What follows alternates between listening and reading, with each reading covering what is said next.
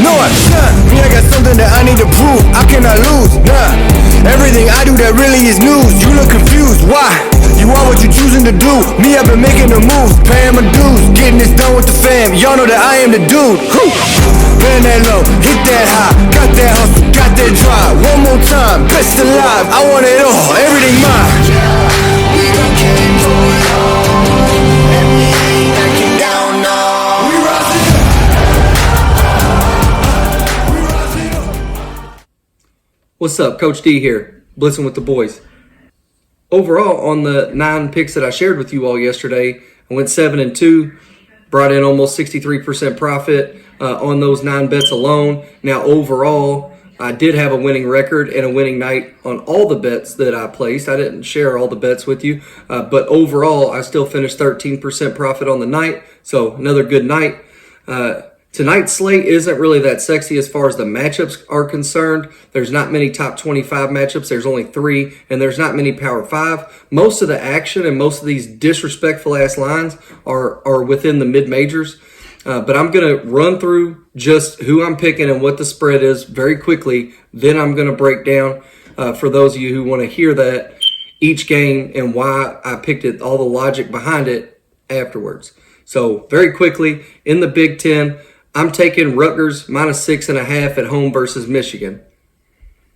I'm taking Nebraska on the road at Ohio State on the money line. They're plus 132. I'm booking Nebraska on the road. In the CAA, I'm taking Towson minus 11.5 on the road at NCA&T.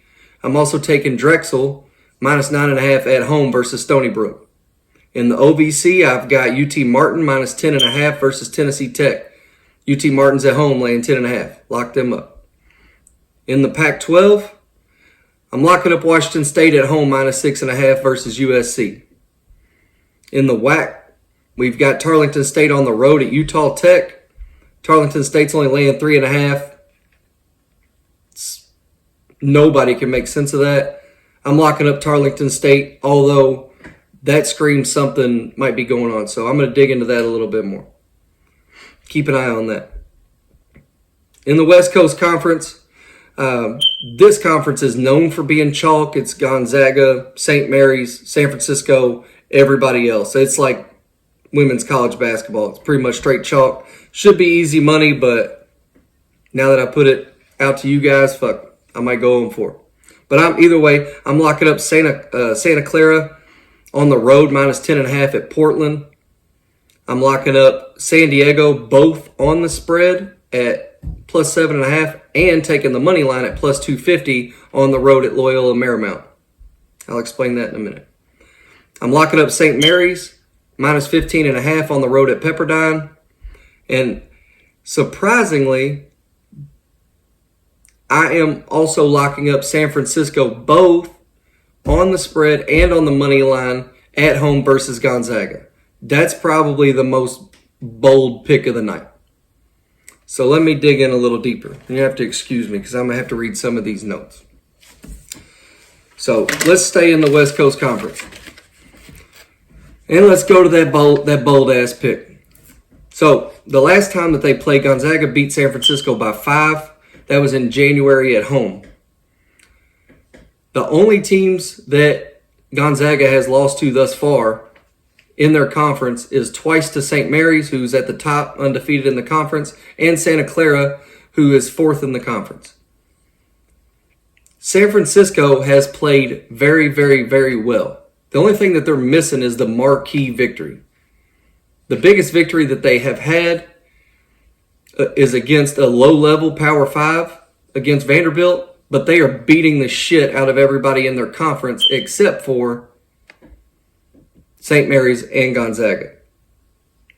So once again, San Francisco played at home versus Gonzaga. And they played on the road at Gonzaga and they only lost by 5. Now they're back home. That's kind of the biggest part of it. Against Utah State, who was ranked earlier in the year, San Francisco only lost by 1 point. And most recently, they only lost to St. Mary's, the undefeated powerhouse in the conference, by 5 points. So I think San Francisco's scratching the surface, and I do think that tonight they finally get that marquee victory. And I'm only going to bet the money line at a dollar amount equal to about a third of what I'm going to take their spread. Reason being, if they at least can cover the 3.5 points, that money line will be paid for. I'll still be ahead as long as they cover. But I'm going to be a big San Francisco fan tonight. The next game in the conference, this is very straightforward. St. Mary's is a powerhouse, and Pepperdine is horrible. They're laying 15.5 points. That number doesn't scare me at all, even with it being on the road. Pepperdine has averaged losing by 20-plus points versus the top teams, and the last time that they played St. Mary's, they lost by 44. Similar to the same logic as Arizona last night, which, by the way, hit.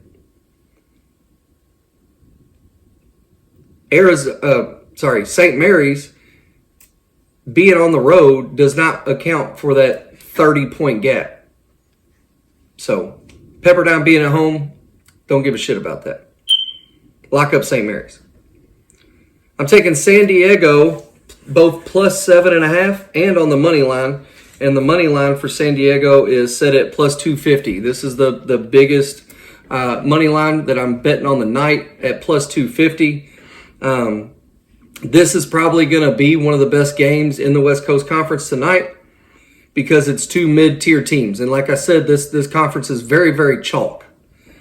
1 beats a 2, 2 beats a 3, 3 beats the shit out of the 6, 6 gets fucked up by the 1, the 7 beats the 8. I mean, it's pretty much straight chalk. So this should be a pretty good game. I mean, honestly, I'm hesitant to lock this, but a lock doesn't mean it's guaranteed. Nothing's guaranteed. A lock just means that I'm betting it. So, but these are my favorite locks. Anyways, San Diego beat Loyola Marymount by 2 at home. They're both kind of the same. They both had some impressive showings. They both had some head-scratching losses, but I'm going to be a big San Diego fan tonight. This is more of one of those I just got a good feel. Santa Clara is favored by 10.5 points on the road at Portland. This is similar to the St. Mary's reasoning and logic. I just think Portland's that bad. Last time Santa Clara played Portland, they beat them by 15 at home. Their only losses are to the top teams in the conference, which is San Francisco, Gonzaga, and St. Mary's. Portland only has 2 losses under 11 points the whole season. And that both of those losses that were under 11 points were to San Diego. Now, why is 11 important? Because the spread's 10.5. So Santa Clara has to win by 11. And the only time that Portland has lost by less than 11 was to the same team in San Diego. Some matchups are just bad. The only teams that Portland has beaten are the bottom teams, which is Pacific and Pepperdine. So I see no issue with Santa Clara covering this 10.5 on the road. In the Big Ten, I'm taking Nebraska on the money line at plus 132 at Ohio State. Nebraska's only good road win is against Kansas State. They lost all their other conference road games. So Nebraska's not really known to be road warriors. They did, however, beat Ohio State already by 14 in Nebraska. So the spread is, I think it's 3.5. Could be wrong. I think it's about 3.5. Ohio State's really not that impressive. They've had some decent victories, but they're coming off of their their 2 best wins of the year. They beat Purdue at home, and then they went on the road at Michigan State and won there. And Michigan State's kind of in the middle of the Big Ten, but still going on the road, facing Tom Izzo. I mean, that's impressive right there. But they blew their wad off, I feel like, on those 2 games. Maybe they found something because both of those happened within their last 3 games. I've seen Nebraska play. They've just got some guys down the stretch that have no quit in them. I can't name their players to be honest with you, but I do know that Nebraska plays sound ball, and they're not they're in every ball game that they've been in. They don't really get blown out. So I think that this game comes down to the wire, and I'm hoping Nebraska's going to clip them. Also in the Big Ten, Rutgers, I'm betting at -6.5 at home versus Michigan. Michigan is the worst team in the Big Ten. They are horrible. The last time Rutgers saw Michigan, they beat them by 10.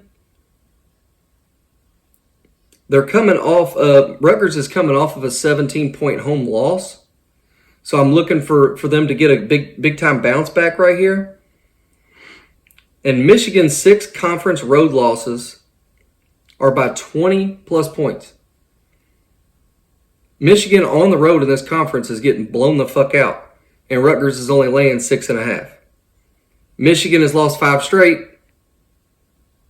I think they quit. I think Rutgers beats the shit out of them. In the Pac-12, Washington State is only laying 6.5 against USC. I find this to be very disrespectful to Washington State. They've had a signature win within their last 3 games. They're coming off of a loss, and Washington State hasn't had back-to-back losses since December, and both of those back-to-back losses were on the road. They're at home. So they're coming off of a loss. They don't lose back-to-back, and when they did, it was on the road.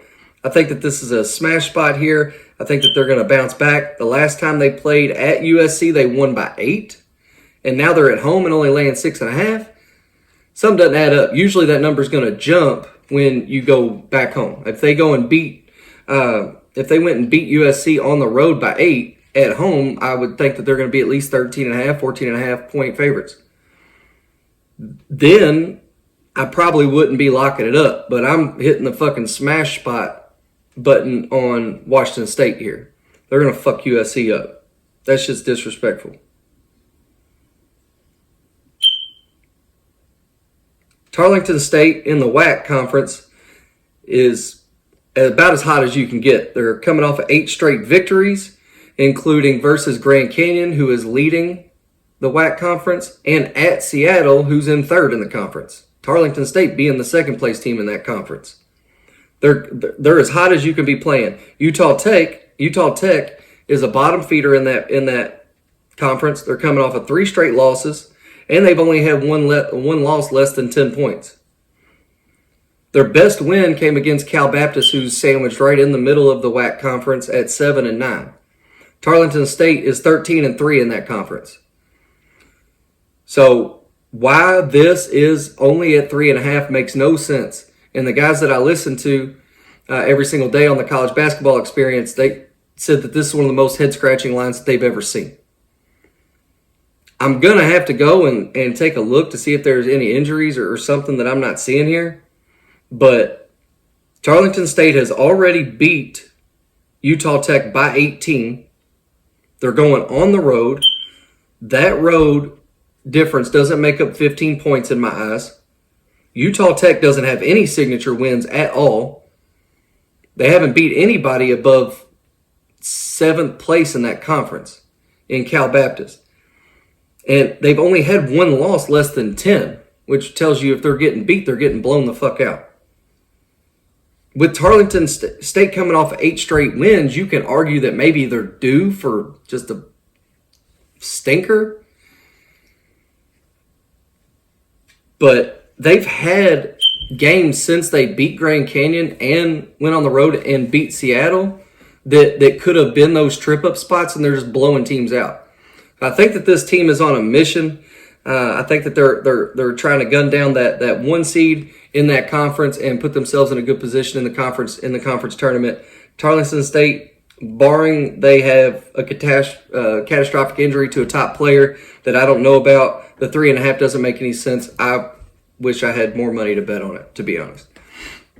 All right, moving on to the Colonial Athletic Association Conference, the CAA. Towson is laying 11.5 on the road at NCA&T. And like I mentioned, being on the road laying 11.5 is a big number. But that's how bad NCA&T is. Towson has had struggles lately. They've had 2 really embarrassing losses, including one to, I believe it was Hampton, who's in dead last in the conference. They haven't played good at all. And they've got UNC Wilmington on deck. UNC Wilmington, if some of y'all might remember, they're the ones who beat the fucking Wildcats in Rupp, I believe in December. That's probably definitely Kentucky's most embarrassing loss on the season. So they can play. And UNC Wilmington just recently got upset on the road by Campbell, who's a mid-tier program in this conference.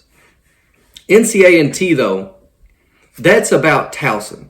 And all of that does not scream Towson is going to win by 11.5. So I'm sure some of you guys are like, what the fuck is he talking about? He's trying to convince us that Towson's going to cover that 11.5. And he's giving us reasons that they're fucking bad. Trust me, I get it.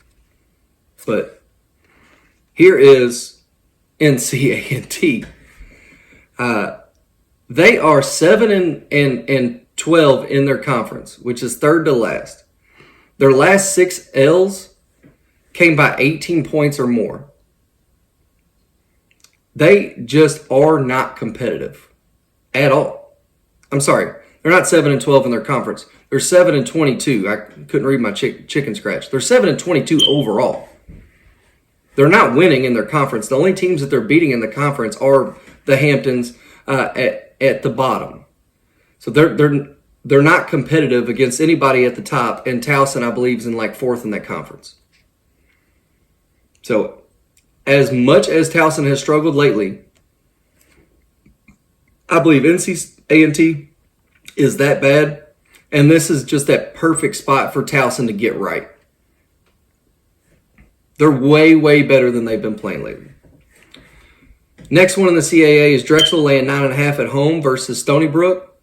This is like one of those battle games where this really could go either way. I feel the same way as about this one as I do with San Diego and Loyola Marymount. It's going to be a hell of a game.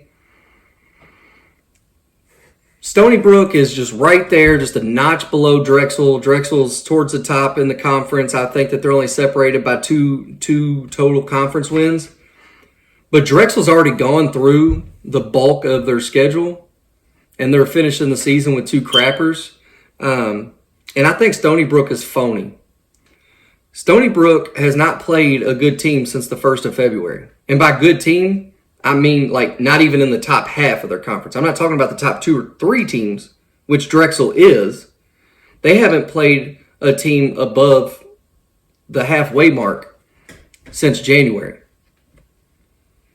So I think that they've been cruising along the whole month of February. They've gotten some decent wins. They've dropped a couple. They got blown out by Monmouth. I think that their record's phony, and I think Drexel, this is a spot for them to absolutely expose Stony Brook, especially with them being at home. So Drexel is averaging at home, winning by 10 or more points, and they're in a battle for the 2 seed in their conference for the conference playoffs that are coming up, or the conference tournament that's coming up. I think that this game means a hell of a lot more to Drexel, and I think that they show everybody what Stony Brook really is, and they're a little phony. In the OVC, the last game that I'm betting, or that I'm going to share with you all, is I'm locking up UT Martin minus 10.5 at home versus Tennessee Tech. The last time that UT Martin played Tennessee Tech, they won by 8 at Tennessee Tech. They're only laying 10.5 at home. That makes sense. That is the proper adjustment to account for home court advantage. UT Martin is coming off of 5 straight wins. They are also in a battle for the 1 seed in their conference. Recently, included in that 5 straight wins, they beat number 1 Morehead State. And they beat them at home by 6. Morehead State is here. UT Martin's right there. And then all the way down here, you got Tennessee Tech. So, yeah, you can argue that at home, they're going to pack the crowd. They're going to get up for that Morehead State game because that means everything to their program. And you could also argue that who the fuck cares about coming in and packing the house and getting crazy for the Tennessee Tech game. I get that. But we're talking about 10.5 points. They already beat them by 8. They beat the best team in the conference by 6. That's my argument for UT Martin. Here's how bad UT Tech is. Their last 4 road games have all been losses by 19 points, 17 points, 32 points, and 35 points.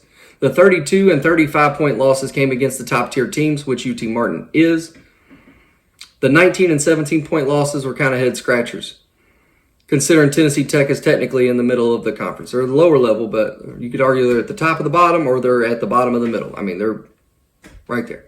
But on the road, they're getting fucking smoked. They're getting hammered by everybody. And they played 4 straight home games. They've been comfortable for the last week or two. Probably at least 2 weeks, I'd say. They usually play 2 games a week.